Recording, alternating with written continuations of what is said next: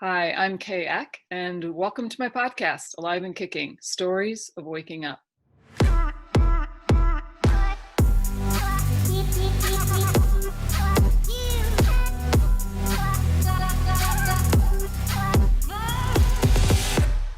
I want to welcome everybody back to the podcast today. I want to take a moment before we get started to thank everybody for listening and reviewing and all of that stuff that help us keep the podcast going, help it grow so that it supports anyone who might need the support. And I just want to thank you all for being a part of this process. It's been really amazing for me and for our guests, and I hope it's been amazing for you as well. So feel free to drop us a line in the comments so we can improve. So I want to welcome today my good friend, Jillian Bieritz. Is that how you pronounce your name? Absolutely, you got it. Yep. Okay. So it's like German beer in the cracker, Ritz. Bieritz. Okay, gotcha. So Jillian and I know each other from back in the day when I owned a yoga studio that she was a student at.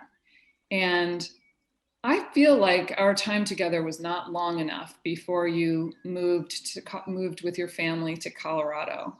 Am I imagining that? How long were you at Shine before you left? Well, let's see, I started coming to Shine in 2013 and I moved in 2015. So I was there for 2 years. Yeah. But it felt so much longer. Yeah, I was just going to say, like, your presence never left. You always felt like you were a part of it, and you would pop home every now and then and come in. And so I just kind of felt like you were always there, but I just didn't see you as often. But totally. It's great to get back together over this avenue and to kind of talk to you a little bit about your life, because there's such a big part of it that I am not familiar with. And so let's get started. I want to talk a little bit about your childhood, and I love to ask people about what their sense was of themselves as a child, because that can be very different from, how perhaps your parents saw you or what the situation warranted. So what was your sense of yourself as a child? Gosh, I have actually thought about this quite a bit lately. I was kind of this sunshiny, everything's fine girl on the exterior. And I don't think I even realized, the pain that I had kind of shoved deep down within until much later. But my parents were divorced when I was, 2 years old. And my dad is an alcoholic, drug addict, and he hasn't really been in the picture for a majority of my life. He was in some capacity up until I was about 12 or 13, and then I've seen him once. So that being said, it was my mom and I for many years, and I always felt very different than my family, and I didn't ever really let anyone know that. I felt like it was hard for me to feel connected in a body almost, if you will, but I never knew how to put it into words. And so I was just always this happy, exterior when, there was some deep trauma happening, but I didn't recognize that until later. Did you feel as if you didn't incarnate fully into your body? Because I've heard people describe that as their experience of childhood. Honestly, I've never thought about it in that context, but now that you say that, yeah. Wow. Yeah. I wrote about this in my book. I'm constantly saying that, but it's like, to be born human is to be like stripped of your sense of belonging to anything. it's like being dropped into a box where nothing that you knew works, and giving like an entirely different everything, and you don't know how to work it. And is that kind of how you felt about your childhood? Like you had difficulty navigating it? Well, and again, when I was in it, it's hard for me to even honestly really go back to how I truly felt. I've had people in my life, my mom, my family members who are always like, you're just this cheery, little girl. And it's hard for me to even go back to really feeling what that was like. But now that I've, grown and evolved a bit, looking back, that is totally how it felt for me. Yeah. Yeah. So. So, how do you think you learn to put on this persona? Because children don't have any resources other than putting on personas to deal with the outside world. So, how do you think you learn to put on that sunny disposition? Well, I do believe that it is part of my soul. Like I've learned a lot about astrology in the last few years, and so there's a lot of energetic signatures, from the universe that I feel, like I really do shine this light. So, and I think it was a protection mechanism as well. Yeah. It's like didn't even consciously realize it as a child, but it's like I didn't want to dig deep in there and feel those big emotions. It was much easier to not. Yeah. And it was my mom and I alone for many years, and so I would think that there was a protection of her as well in that. Oh, oh, that almost breaks my heart, that a child would need to feel protective of a parent. That's such a big responsibility. That must have been such a burden. And again, I don't think I ever felt that, as a child growing up, but now, looking back and really seeing the big picture of my life and my childhood, it definitely was. Yeah. Yeah. Wow.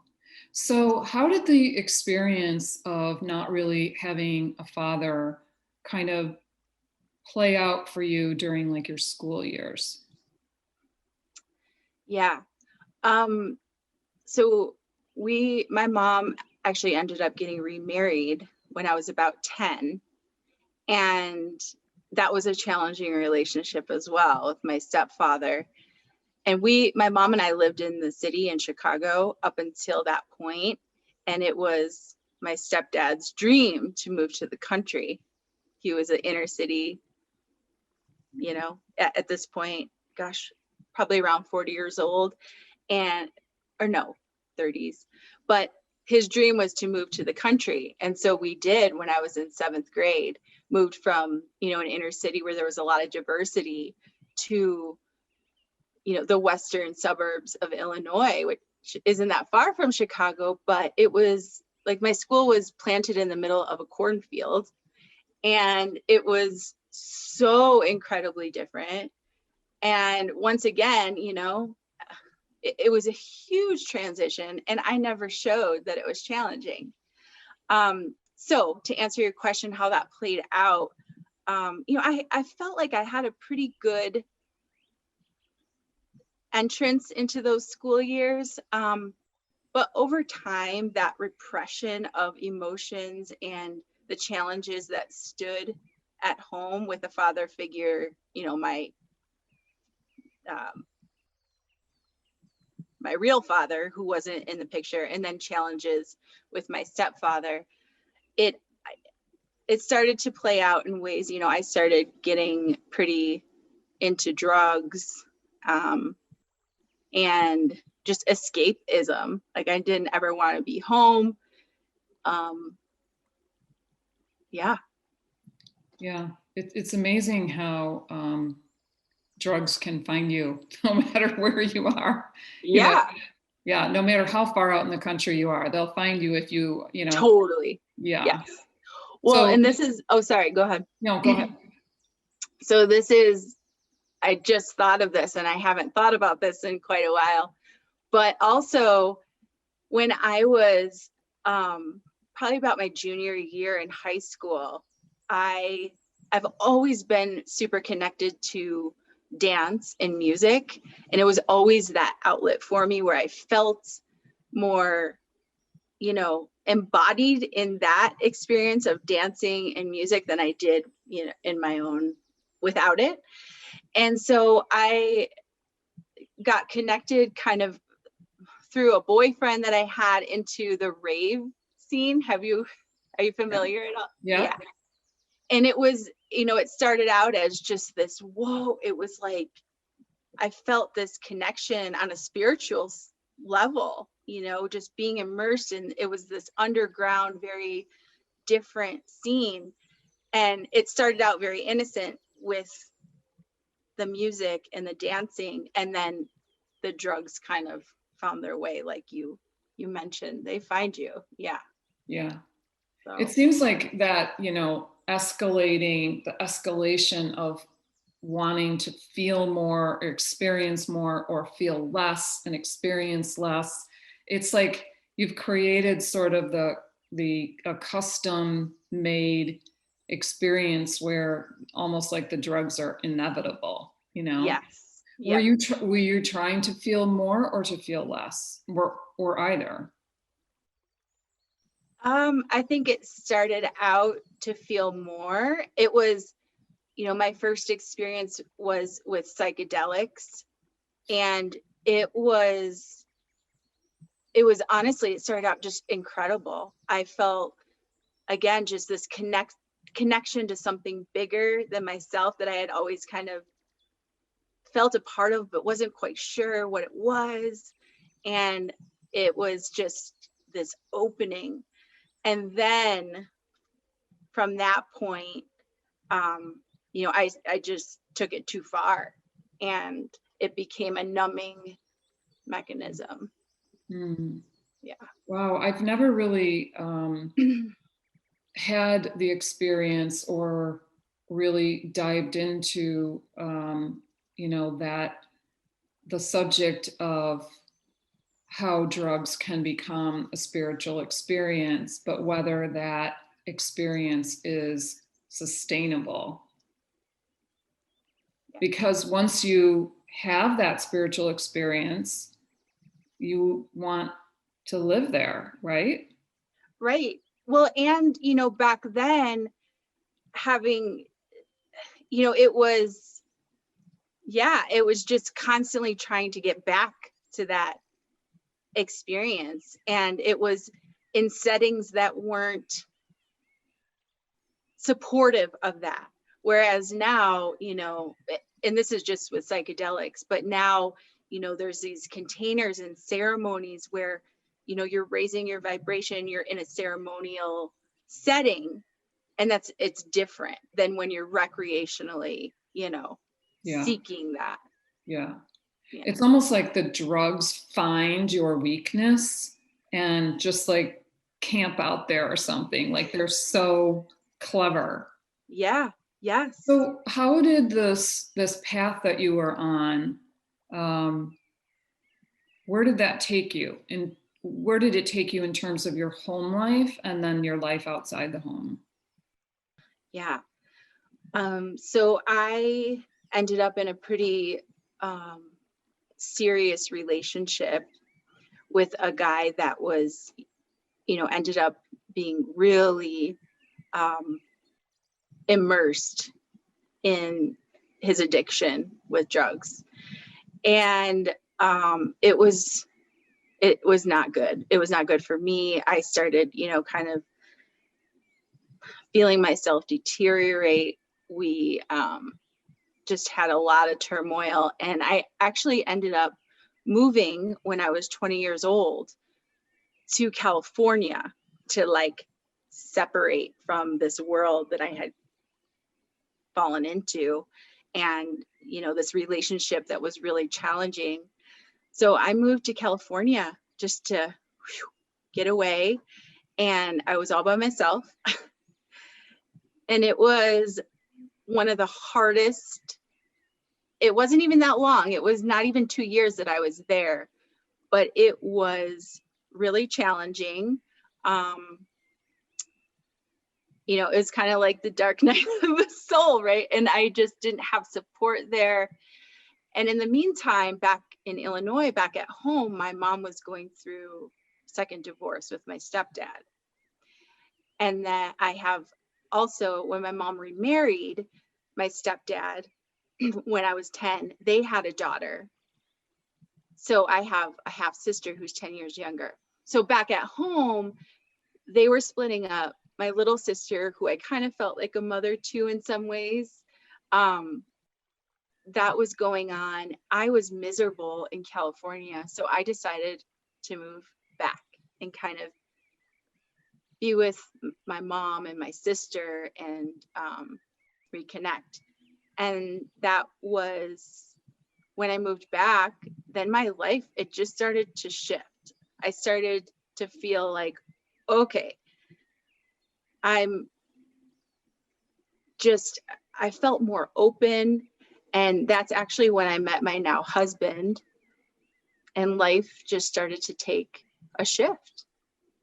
Mm-hmm. Wow. Yeah. So in what ways did it shift? Well,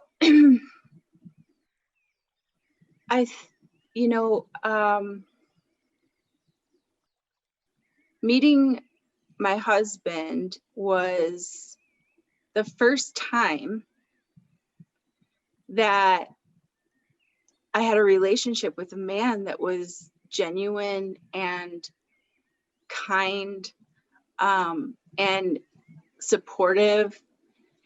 And so I think a big part of that shift had to do with the partnership with him, and having, not to compare him to a father figure, but, to have the support of that male role. And he's just such a loving man. So I just felt love for the first time. And I started to feel love for myself, that, again, not even realizing when I was younger and when I went through all those challenging times, I was not good to myself. So I would say that that's the shift, is stepping into love. Yeah. How was it? What was it in you that allowed you to receive that love? Because that's not, I don't feel like that's very common, that somebody would come from a background like you did, maybe some not healthy relationships with men, certainly feeling abandoned Mm-hmm. by one or more fathers. How did that happen? Synchronicity. I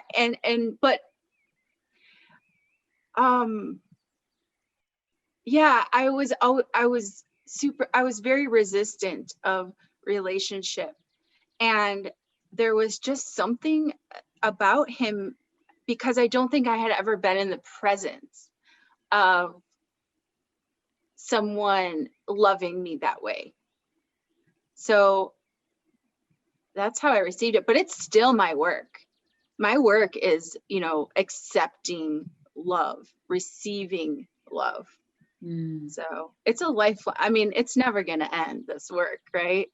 But he was definitely the way shower of love for me.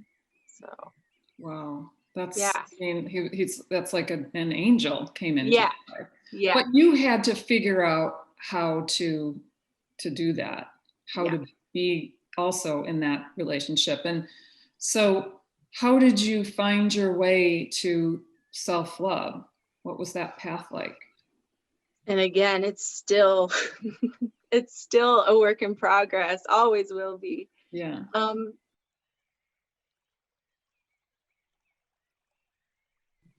I think that removing the fog that I had created through my experience with drugs and just escapism. As when I moved back and at the time period that I met my husband, just some of that fog started to clear. And it felt just easier. Feels like there was a lot of divine intervention in your path. Definitely. Wow. Definitely. So how old were you when you met your husband? I was a baby. I was 21. Everything happened so young for you. Like I know. Lived, like up until the time you're 21, you've lived like 6 lifetimes, it seems like. I know. Yes. And that's how it felt. It really, truly did.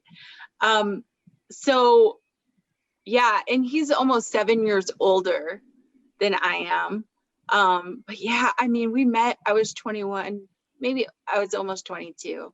And then we got married when I was 24. So. Wow. I know. So was married life a challenge for you, having not had a model? It was yeah, our first few years were a bit rocky. But with him, it's been very easy. It really has. And he's just so, I mean, he's got his things, trust me, but his kindness and his love for himself, you know, has been such a gift and teacher to me. So, wow. Yeah. But we had some, you know, I mean, I was so young. But we have just been able to move through our relationship in a really positive, you know, taking some of the negative experiences that we had, but really like looking at them and just understanding each other on a deep level and growing, both of us. So yeah. So if you were to consider your path, when did you become aware that, or have you become aware, I should say, of your life as a spiritual path? So so Blake and I, my husband and I, you know, we both wanted children, and we struggled to get pregnant for quite some time. And then my son was born in 2010, and that was just, I mean, again, just a love that I had no idea could be. And then moving forward a few years, we had a stillborn, my son Ryder, in 2013. It was actually right before I started coming into Shine. You know, we lost our child at childbirth, and it was traumatic, to say the least.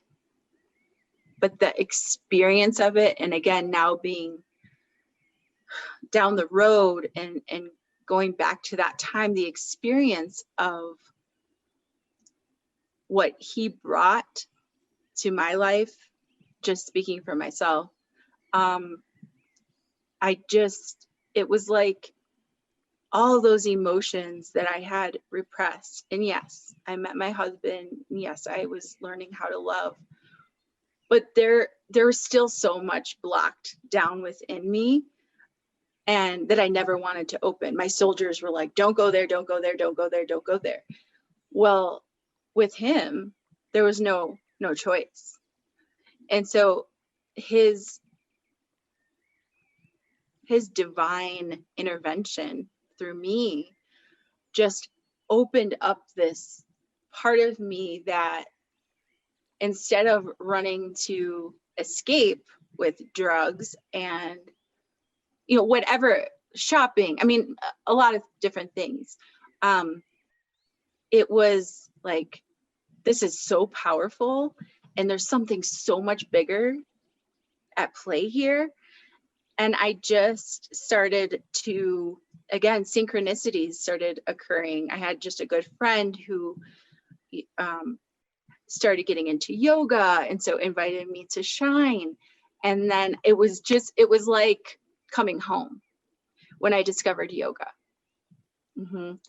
And I look back and, I wasn't aware of it when I was younger, but I've always had a pretty vivid dream time. And again, not feeling like it was challenging to be in a body, because I just felt I was so sensitive to spirit. And but not being able to understand that or have anyone in my life when I was younger that was open about those kind of things. So finding yoga, coming to yoga after being blown open with this trauma, like the floodgates were just open, and stepping into my yogic path it's been a transformation. Wow. Oh my gosh. I have goosebumps thinking about that, because I'm not really sure I knew all that when you first started coming to the studio. Of course, you don't know everything about your students, but so Ryder was another angel for you. Yes.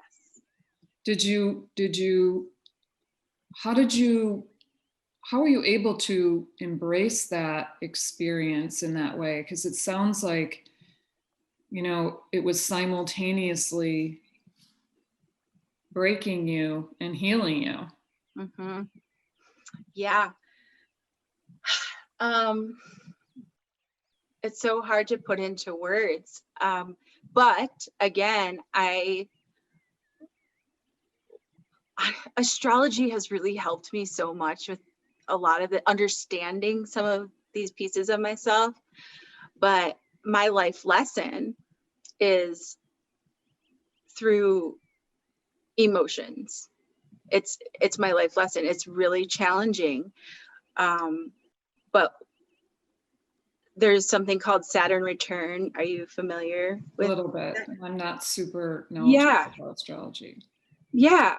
So every 28 to 30 years, the planet Saturn, which he's a timekeeper and he's a breaker, it's the life lesson. And if you're not kind of on your path, he comes knocking at your door and shakes things up, like, okay, you need to get, you need to listen. And so Ryder, it's interesting, Grace was at the start of my Saturn return. And then Ryder, Grace, your first son. My first son, yes, was at the start of my Saturn return. And then I lost, and then Ryder was at the end. And so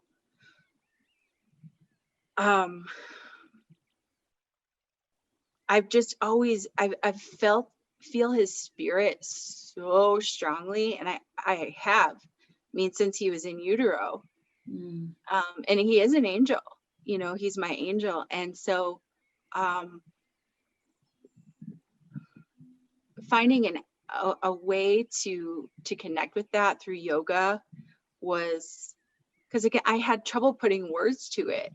And I often didn't really want, obviously I went through immense pain and emotional and such a challenging time, but there was this piece of me that just felt his presence so deeply and knew that, it didn't matter whether he was in form here, he's here, he's with me.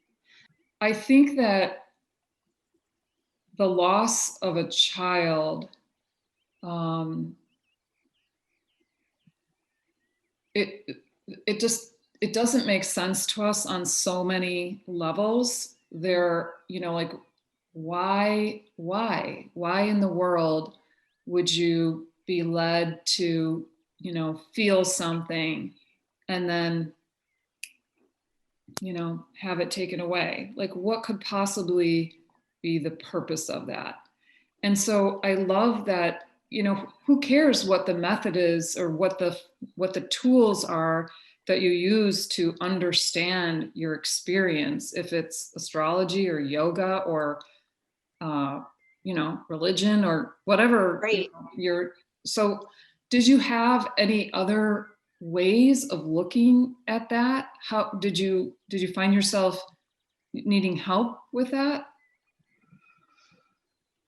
Yes. And that I think that the help was yoga. Yeah, I think it's hard for people who have never really done it to understand. But I mean, of course, I know a lot of people who do yoga, and it's like a transformational experience. Mm-hmm. But I'm not quite sure I understand why. What's your understanding of it? Of yoga? Mm-hmm. Or of the Why it's transformational. So again, connection, right?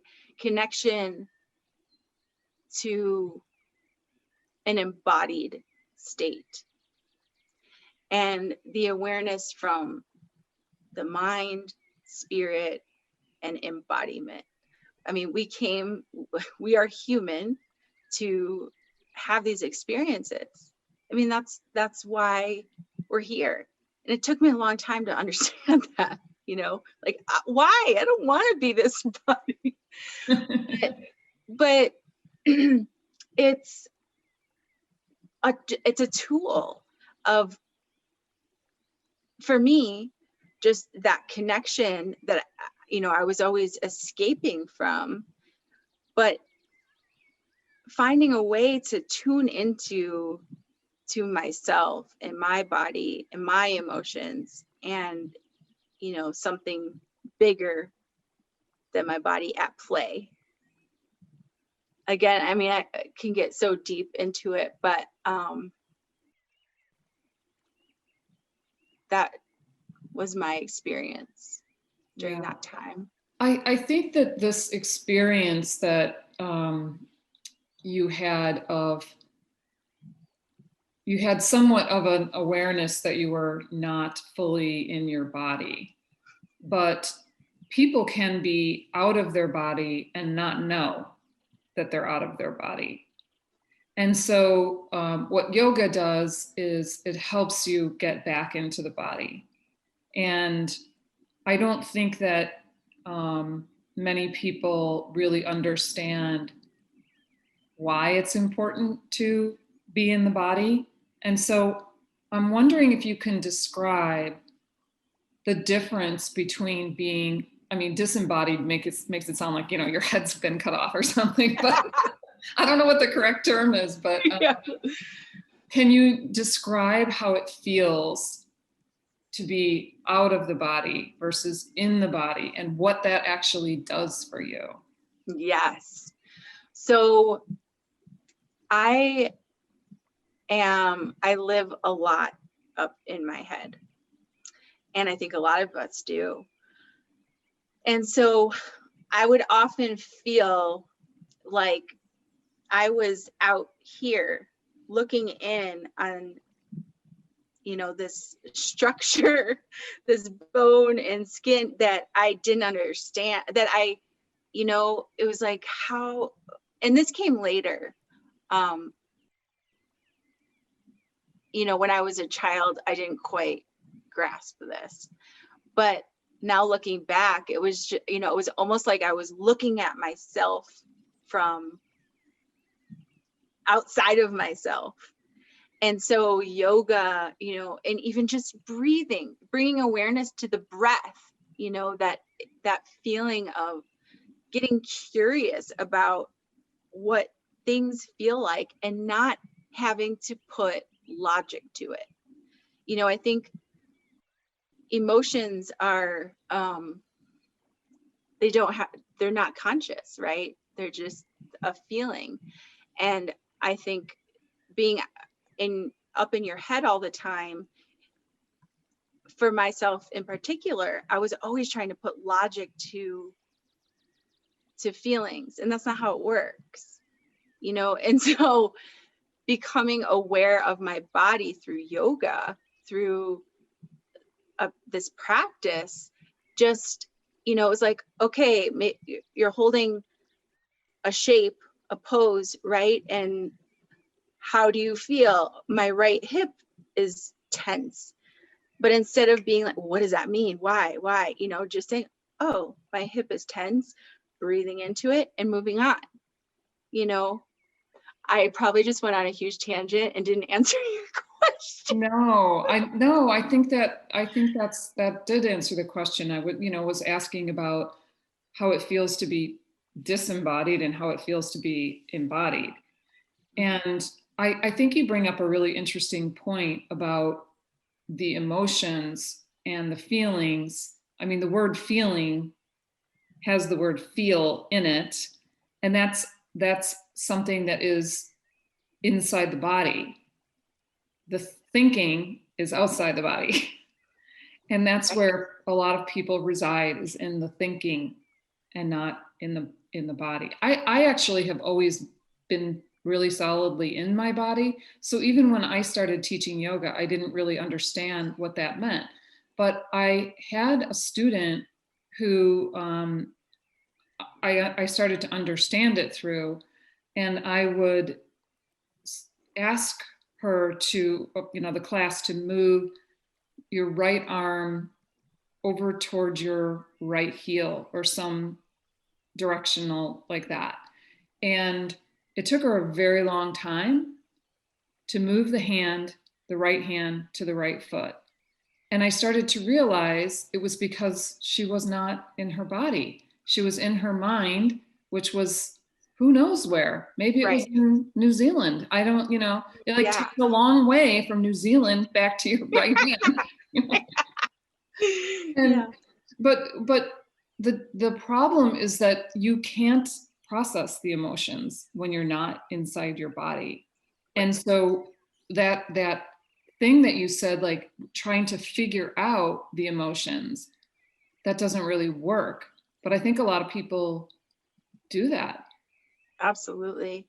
They try to think through the experience, or they think about the emotions instead of actually feeling them. Right.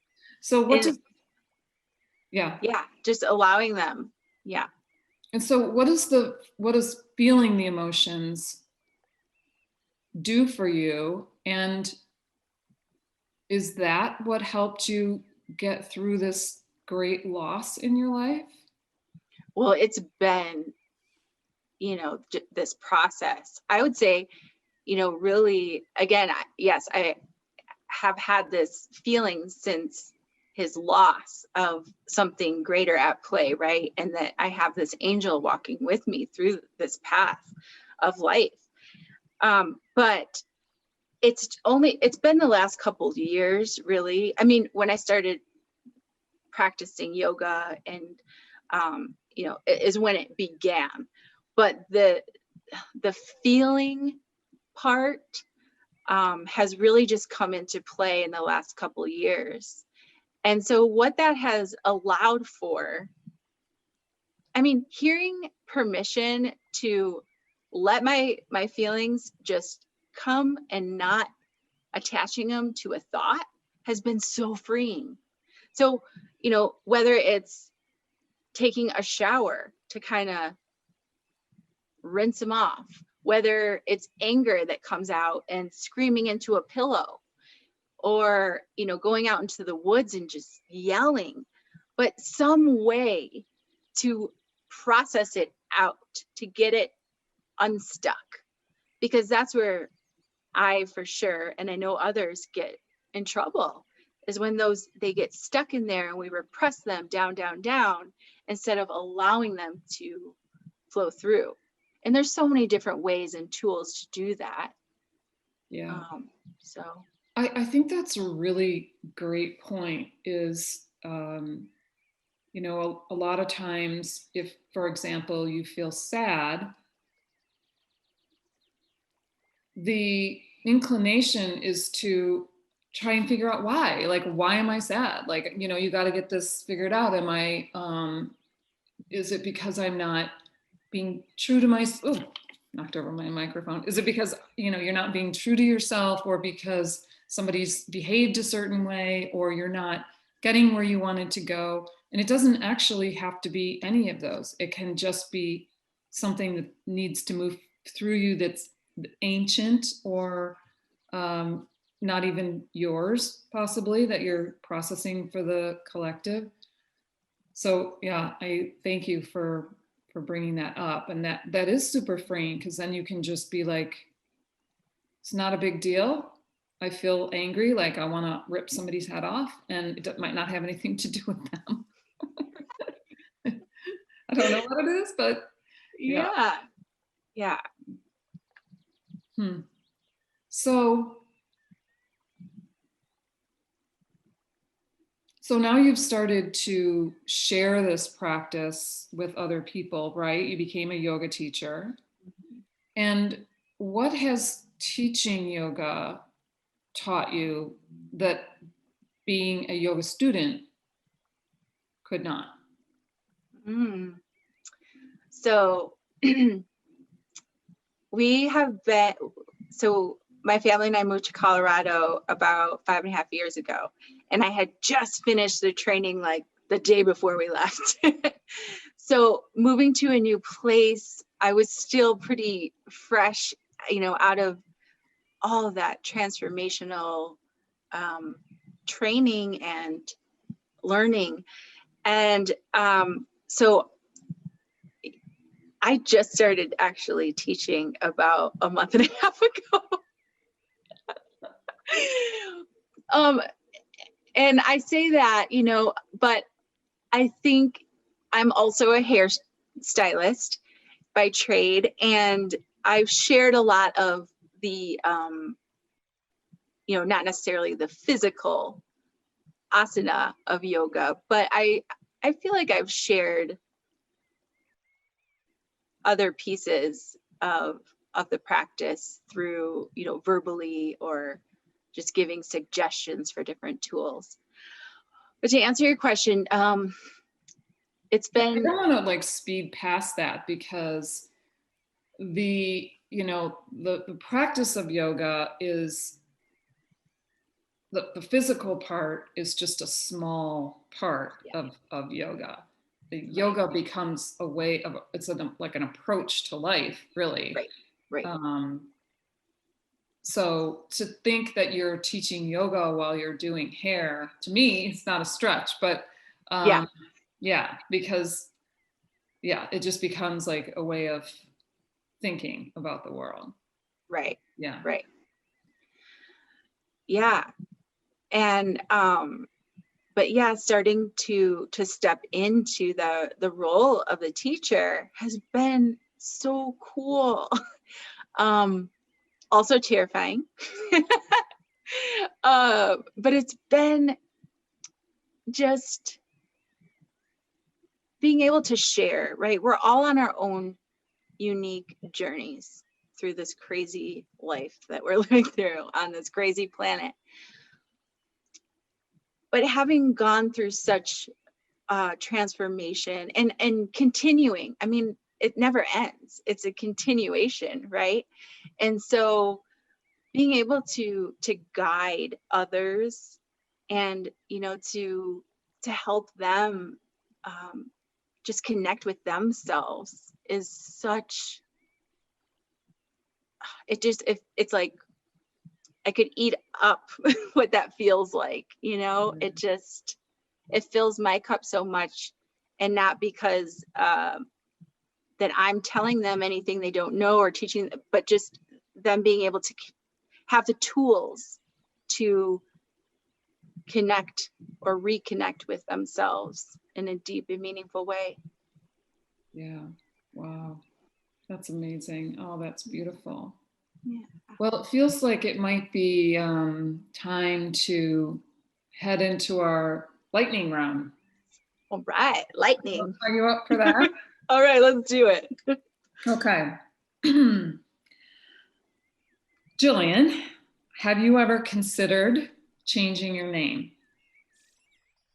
No. Never.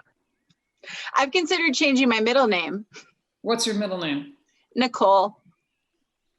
What were you going to change it to? I was going to change it to something, I'm trying to remember the exact, but it was like some kind of animal. What was it? This must have been a while ago. It was a long time ago. I want to say wolf, but I think that my son always talks about that. So I'm getting confused with it. But it was like wolf or some kind of animal. I wanted middle name. That's funny. Okay, what movie do you watch over and over again? Almost Famous. Oh my gosh, I haven't seen that in so long, but I can understand why you like it. And Twilight. Haven't seen that one in a while either. I watch him over and over. All right, I'm going to watch Almost Famous again because I loved that movie. So good. In what ways do you consider yourself old-fashioned, if any? God, that's I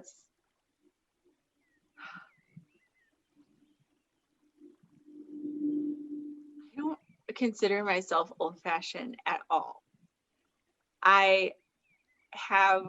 I'm not very sentimental. And I am always kind of like this future pacing kind of person. So you're like a modern woman. I'm a modern woman. There we go. That's funny that you say like the pace, like the pace has something to do with it. But for myself, I like love I call them the domestic arts.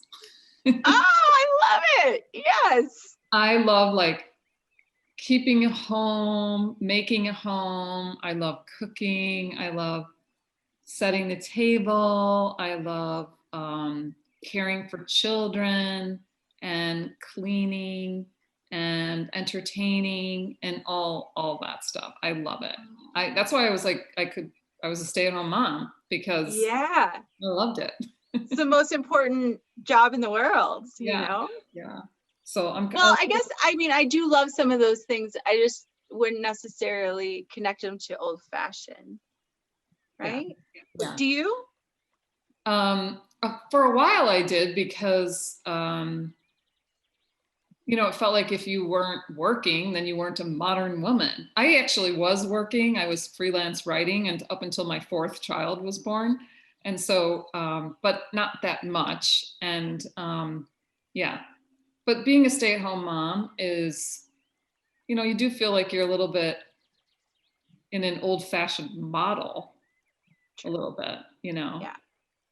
That's a little challenging to deal with because of course you want to feel like you're a modern woman, you don't want to feel like you're backward, but yeah, that was a little hard for me to contend with. Sure. Yeah. When you imagine a better world, what's in it?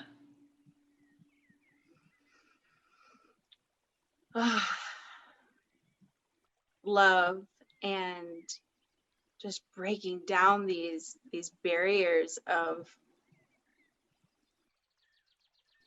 I think we're all have a place for disagreement, but this divisiveness, just smoothing that over and all stepping together in a way that from connection. I mean, we're all connected with each other, and this division, we can't move forward with it. Yeah. Well, that feels really potent. I feel like there's something to living in the digital age where you are exposed to so many other people and so many other situations and circumstances of life, it's so overwhelming at times, especially if you have an inclination to help and that, you know, you don't necessarily like to see people suffering or struggling. And that so you start to feel that overwhelm and that you can't possibly do anything. And so that sort of adds to the divisiveness because you want to do something. And I feel like if people understood that the healing yourself shifts everything around you. Yes. It's really, I see it, the only way forward. Absolutely. Absolutely. That's just my opinion. Oh, me too. 100%. Yes. Oh my gosh. Okay, what gives you goosebumps? Lots of things. Everything gives me goosebumps, but music, I would say, is probably the number one. Number one. For me, I get the most goosebumps when something I am saying or doing or realizing is in alignment with my true self. Yes. It's like an electric current that lights up your whole body. That's the goosebumps are always my barometer of my inner truth. If something is like really true for me, I will feel it in my body, like those champagne bubbles. That's so beautiful. Yeah. And so, yes. Candy. Nailed it. Yes. Yeah. Yeah. So, did you bring a question for me today? I did. Okay. Okay. Well, we're on this deep level. It's similar to when you asked me, and you kind of already answered it, but what, I'll rephrase it. What was your biggest takeaway from this challenging year of 2020?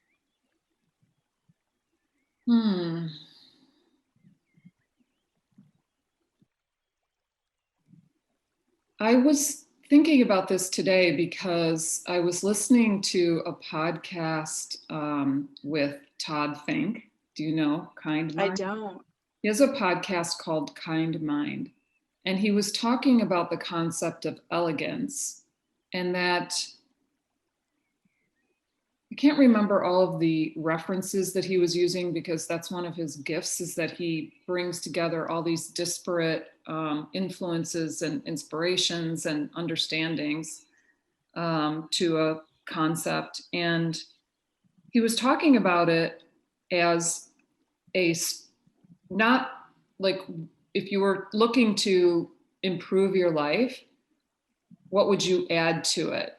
Instead of thinking that way, he was talking about it as what would you strip away? What would you take away?